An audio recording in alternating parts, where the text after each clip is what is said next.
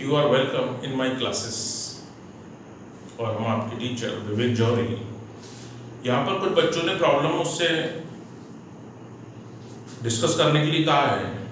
वो प्रॉब्लम है class 12 related with electricity chapter की एनसीईआरटी की कुछ प्रॉब्लम है जो मैं यहाँ डिस्कस कर रहा हूँ, और वो है एक्सरसाइज नंबर 3 और उसके कुछ क्वेश्चंस हैं। तो अगर आपको और भी कहीं दिक्कत आती है जरूर पूछिएगा। कोशिश करूंगा कि आपको एक एक पॉइंट समझ में आए। तो यहाँ पर मैं प्रॉब्लम को इंडिकेट करता हूं कि कौन सी प्रॉब्लम डिस्कस करने जा रहा हूं, देखिएगा।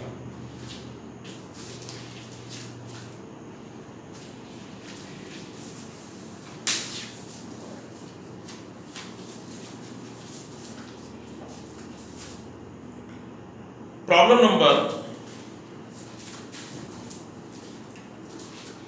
नंबर 3.5। कौन सी है प्रॉब्लम? 3.5। अब 3.5 भी है, आप देखिएगा 3.7 भी है और 3.8 भी है। इसमें कौन सा फार्मूला लग रहा है और हम उसे कैसे लगाएं, पहले इसको समझ लीजिए। यहां पर बात हो रही है कि हमें रेजिस्टेंस फाइंड करना है एक पर्टिकुलर टेम्परेचर पर, और हम जानते हैं कि जब रेजिस्टेंस चेंज होता है तो टेम्परेचर चेंज होता है तो रेजिस्टेंस भी चेंज होता है। और अगर हम फार्मूला लिखें तो R2 is equal to R1 bracket start 1 plus alpha T2 minus T1, ये होता है। इसको थोड़ा सा सिंप्लीफाई कर ले तो अल्फा की वैल्यू भी आ सकती है और T2 माइनस T1 की भी आ सकती है। पहले आप फार्मूला देख लिए, R2 upon R1 1 plus alpha T2 minus T1, R2 upon R1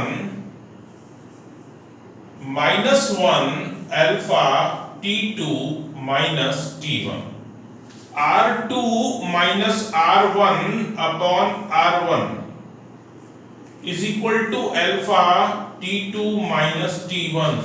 तो आप अल्फा इज इक्वल टू कितना लिख सकते हो कि अल्फा इज इक्वल टू कितना लिखा जा सकता है? अल्फा लिखा जा सकता है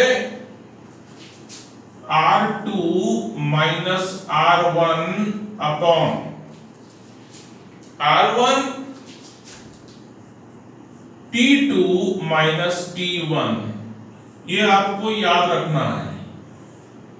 यहां पर मैं स्टार लगा देता हूं कि आपको ये याद रखना है, या और करके लिख रहा हूं T2 minus T1 is equal to R2 minus R1 upon alpha R1, ये याद रखना है। दूसरी बात आप याद रख सकते हैं, delta T temperature difference in centigrade और टेम्परेचर डिफरेंस इन केल्विन बात बराबर आती है, ये याद रखिएगा। कभी जरूरत पड़ जाए टेम्परेचर डिफरेंस निकाल रहे हैं तो चाहे आप उसे डिग्री सेंटीग्रेड में देख लिए चाहे आप केल्विन में देख लिए, बात बराबर होगी, लेकिन इंडिविजुअल बराबर नहीं होगी। इंडिविजुअल बराबर क्यों नहीं होगी? क्योंकि इंडिविजुअल वैल्यू डिग्री सेंटीग्रेड और और केल्विन टेम्परेचर में चेंज आता है। कैसे आता है? अगर आप केल्विन लिखना चाहते हैं, अगर आप केल्विन में टेम्परेचर लिखना चाहते हैं तो आप कैसे लिखेंगे? TK is equal to TC plus 273, 0.15 होता है, लेकिन आप जनरली यही लिखते हैं TK is equal to TC plus 273, यानी 0 डिग्री केल्विन और मैं गलत बोल गया, 0 डिग्री सेंटीग्रेड या 273 kelvin, both are same thing. लेकिन जब आप डेल्टा टी करेंगे तो डेल्टा चाहे केल्विन में देखिए चाहे डिग्री सेंटीग्रेड में देखिए, बात बराबर रहेगी। तो इसे आप ध्यान रखिएगा, ये बहुत जरूरी है ये सब चीजें सीखना। अब हम क्वेश्चन पे आते हैं। क्वेश्चन देखिए, इसे आप नोट कर सकते हैं कॉपी में कि आपको इसमें क्या चीज याद रखनी है। ये फार्मूला याद रखना है, ये फार्मूला याद रखना है, एक आपको दूसरा अपने आप हो जाएगा, वो आप देख लीजिएगा कि आप कैसे इसको याद कर सकते हैं। फिलहाल इतना पता होना चाहिए कि जब आप टेम्परेचर डिफरेंस फाइंड कर रहे हैं तो चाहे वो आप डिग्री सेंटीग्रेड में बात करिए चाहे आप उसे केल्विन में बात करिए, ये दोनों बातें बराबर आएंगी। लेकिन आप इंडिविजुअल टेम्परेचर देख रहे हैं कि इस टेम्परेचर को केल्विन में क्या कहा जाएगा, तो फिर T के kelvin is equal to TC plus 273। इस तरीके से आप इसे यूज कर सकते हैं। फिलहाल प्रॉब्लम पर आते हैं। इससे आपकी इस फार्मूले से प्रॉब्लम 3.5, 3.7, 3.8 हो सकती है। एक 3.8 में एक फार्मूला और आ सकता है, हो सकता है वोल्टेज और करंट दी हो। तो फिर आप कैसे टेम्परेचर फाइंड करेंगे? आप R is equal to V upon I लगाकर टेम्परेचर फाइंड कर सकते हैं। 3.8 नंबर के क्वेश्चन में अगर हम बात करें 3.8 जो भी देखिएगा उसके बारे में बता रहा हूं मैं, वो कहेगा कि रूम टेम्परेचर यानी 27 डिग्री सेंटीग्रेड, ये T1 हो गया, और एक रेजिस्टेंस वायर में इतना वोल्टेज लगाया गया, इतनी करंट फ्लो हुई, तो उसका सीधा टेम्परेचर आएगा उसी रूम टेम्परेचर पर। लेकिन आगे कहेगा with the passes of time, समय बीता। अब आप जानते होगा करंट फ्लो होगी तो वायर में हीटिंग इफेक्ट होगा, और अगर वायर में हीटिंग इफेक्ट होगा तो वायर का टेम्परेचर चेंज होगा। तो कहेगा कुछ समय बाद करंट रिड्यूस होकर कुछ कम हो जाती है। तो यानी कि पहले तो आप R1 को फाइंड करेंगे, कैसे? B1 अपॉन I1 से, और टेम्परेचर जो भी दे रखा हो T1, R1 आ जाएगा आपका। अब क्वेश्चन कहेगा कि आप ये करंट कुछ समय बाद रिड्यूस कर जाती है, तो आपके दिमाग में ये कंसेप्ट आना चाहिए कि आखिर करंट कम क्यों हुई उतने वोल्टेज पर। सीधी सी बात है, I का मतलब हुआ V अपॉन R, और जब I लगातार कंटिन्यूअसली फ्लो कर रही है तो हीटिंग इफेक्ट होगा, टेम्परेचर बढ़ेगा, और आप जानते हैं अगर टेम्परेचर इंक्रीज करेगा तो भाई क्या चीज इंक्रीज करेगी? रेजिस्टेंस। और भी आपने वोल्टेज उतना ही है, रेजिस्टेंस बढ़ गया तो क्या कमी दिखाई देगी आपको? करंट में। इसलिए कह रहा है कि after some time interval current settle up to this value, जो रिड्यूस करके बता रहा है। तो वहां पर आ जाएगा R2। R2 कैसे निकालेंगे? B2 उतना ही है, मैंने भले ही B2 लिखा है, B2 वही लेंगे जो लगाया गया है। मैं लिख देता हूं B2 और B1 क्या है? बराबर है।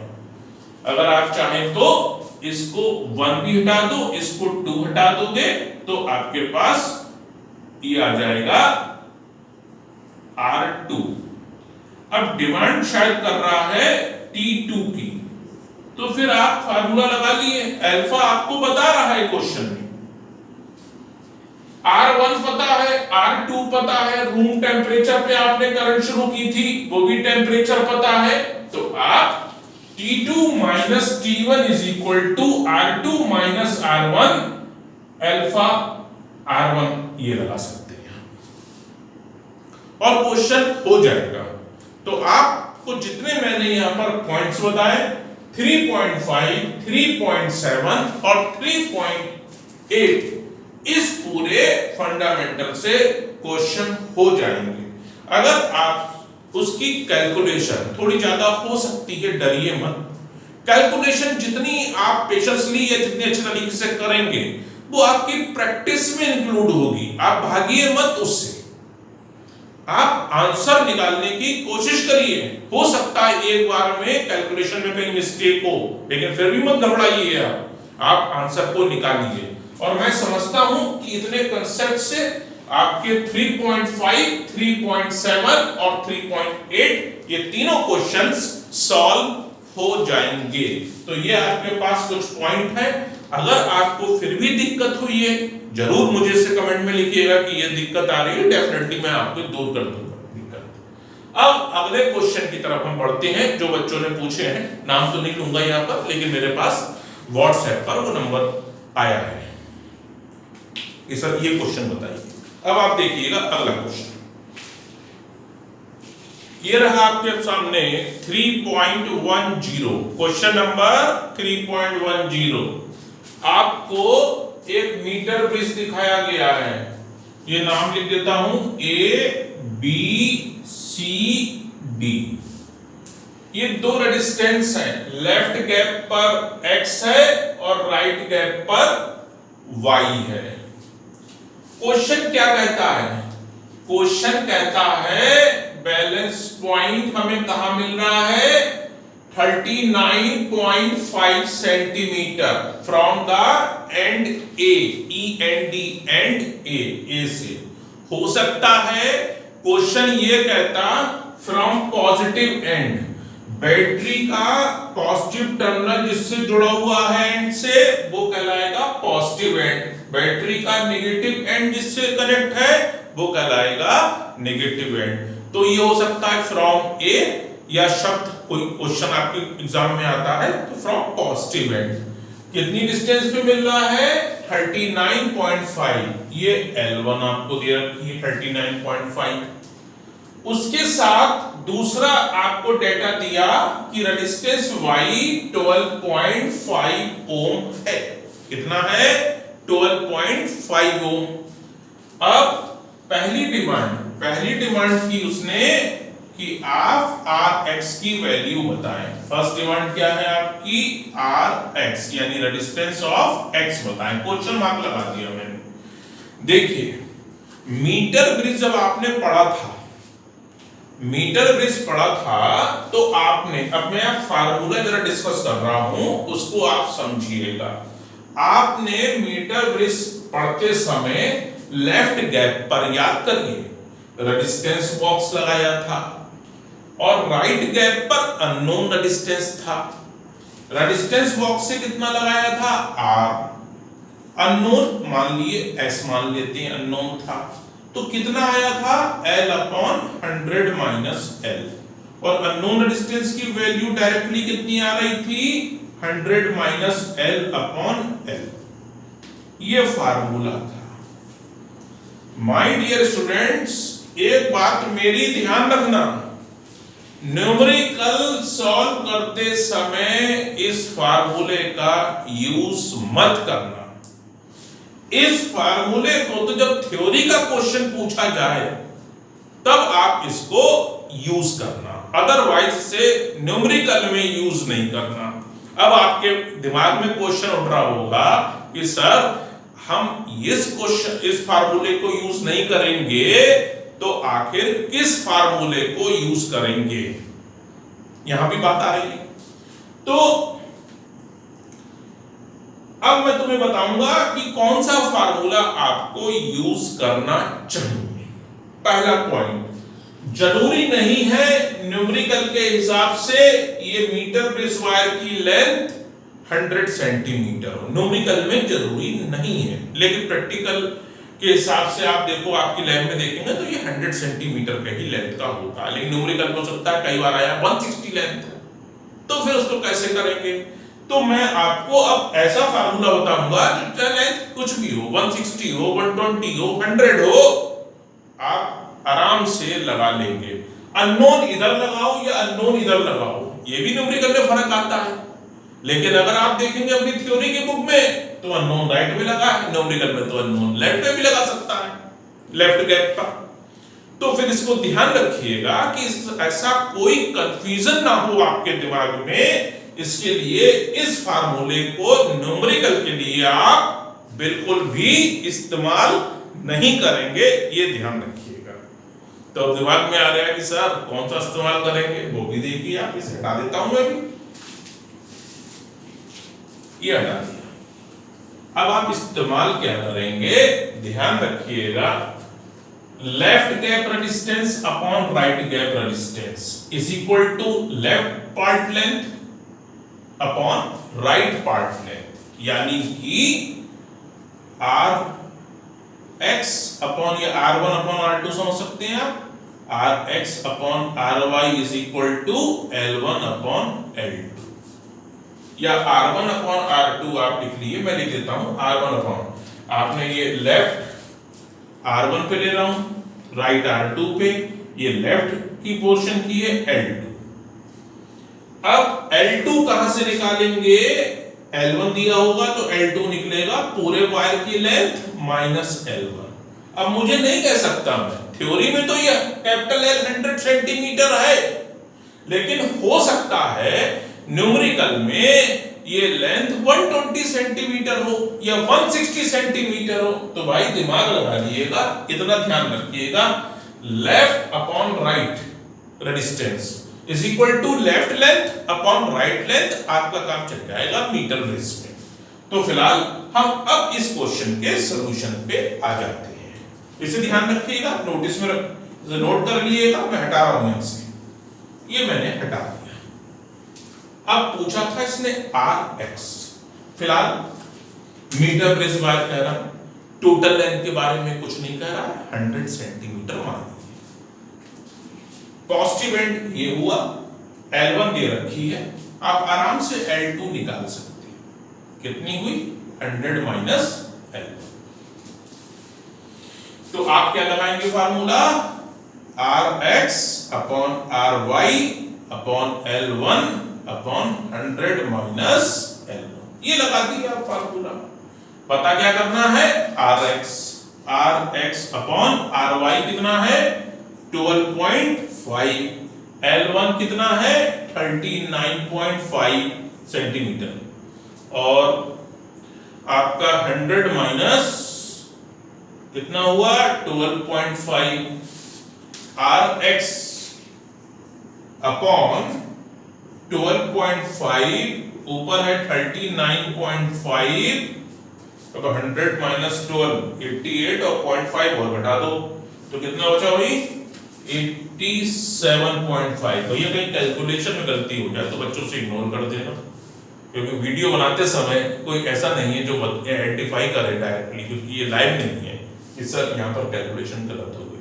मैं जल्दी ही लाइव पर आऊंगा और फिर आप मुझे बताएंगे कि सर यहाँ कैलकुलेशन गलत हो गई, तो मुझे खुशी होगी कि कम से कम आप इतना ध्यान से देख रहे हो कि यार कहीं कैलकुलेशन हो सकती है मिस्टेक, कभी मुझसे कैलकुलेशन मिस्टेक हो जाए तो उसे इग्नोर कर दीजिएगा। R x is equal to 39.5 is equal to 2.5, हाँ, और 87.5, देखिए आंसर कहाँ में आएगा, ओम में आएगा। अब इस आंसर को आप निकाल लीजिएगा कि कितना आ रहा है। मेरे ख्याल से फर्स्ट पार्ट कंप्लीट हो गया, आपको शायद समझ में आ गया होगा। इसी क्वेश्चन का सेकंड पार्ट क्या कहता है, सेकंड पार्ट ये कहता है,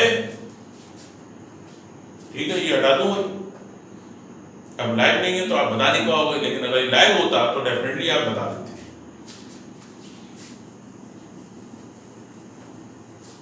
ये हटा दिया। अब हम बात कर रहे हैं सेकंड पार्ट की।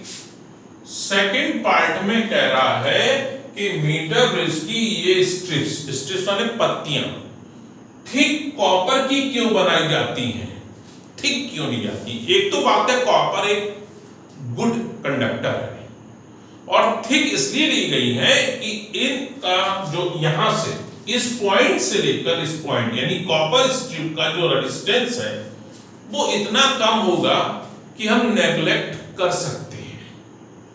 बोले सर नेग्लेक्ट क्यों करना पड़ रहा है, क्योंकि जो आपने फार्मूला यूज किया था R1 upon R2 L1 upon L2, इसमें इस फार्मूले में इन स्ट्रिप्स का रेजिस्टेंस कुछ ना कुछ तो होगा, जीरो नहीं होगा, कंसीडर नहीं किया है। यानी कि अगर इनका रेजिस्टेंस ज्यादा है तो हमारे सॉल्यूशन में, हमारे आंसर में एरर की परसेंटेज बढ़ जाएगी। तो हम नहीं चाहेंगे कि एरर ज्यादा आए हमारे आंसर में। उसके लिए हम यहां पर कैसी लेते हैं स्ट्रिप, कॉपर की थिक स्ट्रिप लेते हैं, क्योंकि कॉपर एक गुड कंडक्टर है। आप उसकी थिकनेस बढ़ा देंगे तो रेजिस्टेंस और कम हो जाएगा, और कम होने से क्या होगा कि जो फार्मूले में एरर है, एरर क्या है, इसका रेजिस्टेंस कहीं भी कंसीडर नहीं किया गया है, ये इस फार्मूले में एरर है, वो चीज कम हो जाएगी। तो इसका वन लाइन सॉल्यूशन कैसे लिखेंगे वो आप समझ लीजिए। ये एक्सप्लेनेशन था कि आखिर हम कॉपर की थिक स्ट्रिप इस मीटर बेस वायर में, एक ये है, एक ये है और एक ये है, क्यों यूज करते हैं। तो आप लिखेंगे answer, copper is a good conductor and it's thick copper strip having very small या extremely small resistance which is not considered in the formula used related with meter bridge। Formula में use नहीं किया गया है, consider नहीं किया गया है। So our result is approximately correct, don't write correct, correct आ नहीं सकता, जीरो नहीं है, और ना ही फार्मूले में आपने इसे कहीं जगह दी है जिसे आप काउंट ही नहीं कर रहे हो। तो हम लिखेंगे the result of unknown resistance will be approximately correct. तो ये सेंटेंस को लिख लीजिएगा और आप सीधा आंसर शीट में इस क्वेश्चन का आंसर लिख सकते हैं। बच्चों ये क्वेश्चन बोर्ड में आपके मोर देन 10 टाइम्स पूछा गया है, ध्यान रखिएगा। अब इसका थर्ड पार्ट डिस्कस करते हैं। थर्ड पार्ट कह रहा है कि अगर गैल्वेनोमीटर और सेल को इंटरचेंज कर दिया जाए, इसका सीधा मतलब हुआ कि ए बी के बीच लगा दिया जाए सेल, सॉरी ए मैं गलत बोल गया, बी और डी के बीच लगा दिया जाए सेल और ए और सी के बीच लगा दिया जाए गैल्वेनोमीटर, ये कह रहा है। तो फिर बैलेंसिंग पॉइंट पर क्या फर्क पड़ेगा बच्चों? एक सेंटेंस का आंसर होगा कोई फर्क नहीं पड़ेगा। इफ, तो आपका आंसर क्या? If we interchange the galvanometer and cell there is no change in the condition of balanced Wheatstone bridge, so our result या position of deflection will remain same। अब बोले यार सर आपने कह दिया, हमने लिख दिया, लेकिन अभी भी समझ में नहीं आया कि अगर हम इंटरचेंज कर देंगे तो कोई फर्क नहीं आएगा। क्यों नहीं आएगा? इसके लिए मुझे डायग्राम, आपका क्वेश्चन का आंसर हो चुका है जो मैंने बोला, लेकिन चूंकि आपके दिमाग में अभी भी ये बात रह गई होगी कि यार सर कह रहे हैं तो ठीक ही होगा और हम इसे लिख देंगे, यार छोड़ो यार ना, यहाँ पर बात जोड़ने की नहीं है, यहाँ पर बात समझने की है। क्योंकि मेरा काम यहाँ पर क्वेश्चन सॉल्व करना नहीं है, मेरा काम है कि मैं जानता हूं, जो समझता हूं वो आपके दिमाग तक पहुंचना चाहिए और उसको ही यूज करते हुए आप फर्दर आगे बढ़ेंगे। तो फिलहाल देखिएगा, इसके लिए डायग्राम बनाना पड़ेगा व्हीटस्टोन ब्रिज का, वो देखिएगा। व्हीटस्टोन ब्रिज का अगर आपने पढ़ा था तो ये था, ये 4 रेजिस्टेंस थे, याद करिए, ए बी सी डी, और ये गैल्वेनोमीटर था अगर आपको याद आ रहा हो, और ये एक सेल था।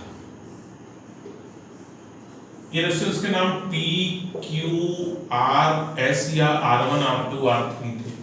तो भाई P अपॉन Q बराबर कितना आ रहा था? R upon S। कब आ रहा था? when VB बराबर V D, या कह सकते हो गैल्वेनोमीटर में करंट कितनी थी? 0 थी। तभी तो बैलेंस व्हीटस्टोन ब्रिज कंडीशन कहलाती, P upon Q R upon S। अब आप बच्चों देखो, इसको क्रॉस मल्टीप्लाई कर दो। अगर ये सही है तो P अपॉन R बराबर Q अपॉन S भी तो सही होगा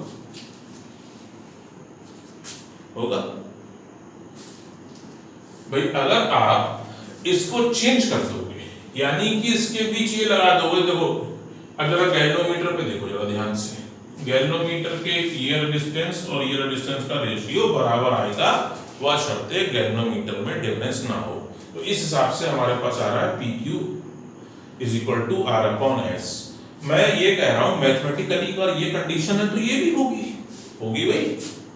अब आपने क्या करा कि यहां से गैल्वेनोमीटर हटाकर क्या करा, यहां लगा दिया। कहां लगा दिया? यहां लगा दिया गैल्वेनोमीटर, और सेल को हटाकर आपने कहां लगा दिया? ये हटा देता हूं, आपने सेल को यहां लगा दिया, ये लग गया, ये इंटरचेंज हो गया बच्चों। अब आप देखिए गैल्वेनोमीटर के across P upon R Q upon S, क्योंकि करंट नहीं है इसमें। तो भाई आप बाद में देखकर बताओ P upon R Q upon S, ये तो यहां से भी आ रहा है। तो इसका सीधा मतलब हुआ कि अगर आप गैल्वेनोमीटर और सेल को इंटरचेंज कर देंगे तो बैलेंस कंडीशन पर कोई भी फर्क नहीं पड़ेगा। और ये क्वेश्चन भी मोर देन 10 टाइम्स आपकी बोर्ड एग्जामिनेशन में पुट अप हो चुका है, ऐसे ही एक नंबर में। तो आप जरूर ध्यान रखिएगा, और आपको कोई और भी अगर प्रॉब्लम है तो हम यहाँ पर NCERT क्लास 12 के सेशन नंबर 3 लेके चल रहे हैं, तो आप जरूर करिएगा। तो बच्चों आपने 3.10 भी कुछ बच्चे ने कहा बताइए, लेकिन एक बात ध्यान रखिएगा, इससे पहले का भी क्वेश्चन है 3.9, और वो बहुत ही इंपॉर्टेंट है, most important for the application of Kirchhoff's loop rule. Kirchhoff's loop rule के हिसाब से वो वाला क्वेश्चन जो है वो बहुत ही इंपॉर्टेंट है, जरूर से 1-2 बार प्रैक्टिस करिएगा। और उम्मीद करता हूं कि आप सब समझ गए होंगे, और अगर आपने भी सब्सक्राइब नहीं किया है तो please subscribe this channel and share and like it. If any problem so please write in the comment section. So goodbye students, we will meet in next lecture. Goodbye.